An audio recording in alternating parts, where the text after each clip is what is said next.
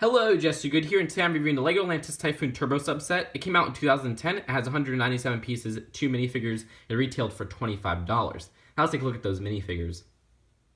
So here's Axel. This Atlantis researcher is fairly common in the Atlantis line. I remember he came in that $10 set with the shark, another set with the shark, and Axel. Either way, the Atlantis minifigures work where they use this gear, which was used actually for astronauts in LEGO City. And you just remove that and you can see their gear underneath with the torso print. And his face print is very reminiscent of that generic face from City, which was actually a remix of another face from like World City and Studios. So I like seeing how they did that there with the scared face and then that kind of curious face. But that's it for Axel.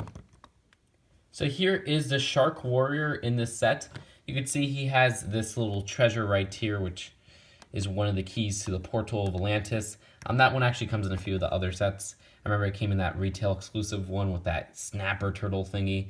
There's also this little staff right here. And the mold for the head is so cool. It is a rubbery piece, which I'm usually not too fond of. But I love how they did this, where they kind of captured the look of a shark, and especially a Lego shark.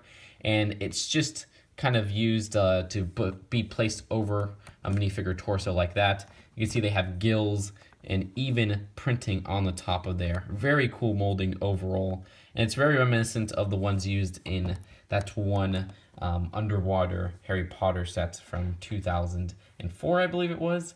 But that's it for this Shark Warrior. Here's a Typhoon Turbo Sub. It's a pretty big vehicle in terms of the space that it takes up, but there is a transforming feature and everything, and it kind of lacks some bulk right here, which is a little bit odd. It gives it kind of an odd design. You can see there's some stickers right there and on top of here. There's some stickers on the side as well, right here and on the opposite side. And of course you can see these big, just little turbines in the front. Those are actually a pretty cool design. I do like how they use these pieces, which are usually like wheel pieces in red, and they use the turbine pieces inside, and those can be like spun around as you'd like, which is always fun to play around with. Either way, the big feature, which is a transforming feature, doesn't work perfectly. Sometimes parts just kind of fly off when you use it, but if you go slowly, it should work. And you see you just push that, and there you go. The vehicle transforms to kind of become a battle vehicle. This side right here shoots a missile, and this side right here kind of has this little hacker right here, or something that's used maybe to grab the little, what is it called, the treasure piece. So you could just kind of attach it and snap it in there just like that, which is pretty neat. Like I said, pieces do fall off, so especially these front turbines, because it seems like they're not really secured, because they're just kind of on the edge of this little Technic receiver.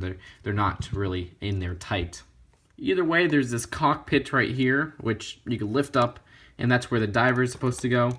And once we take that diver out, you can see that his connection inside there is pretty weak. There's just these two studs under the little control panel, and that control panel is a little stickered tile, which is a 1x1 tile. Always a pain to put stickers on those. Also, on the back of the vehicle as a whole, there's this little turbine right here, which could be flipped around just on the back.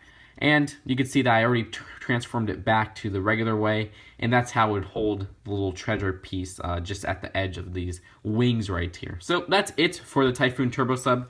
Pretty interesting vehicle. Oh, and one thing is that it stands up because they put this little bumper piece on the bottom so that it will stand off by itself. So that's it for the vehicle, and now let's go on to the manual and then the final verdict. And I only say manual because I can't find the box for this. I do have it somewhere in my closet, but I just can't find it. Either way, the manual has all these advertisements for the Atlantis 2010 sets. You can see all the first wave sets right there.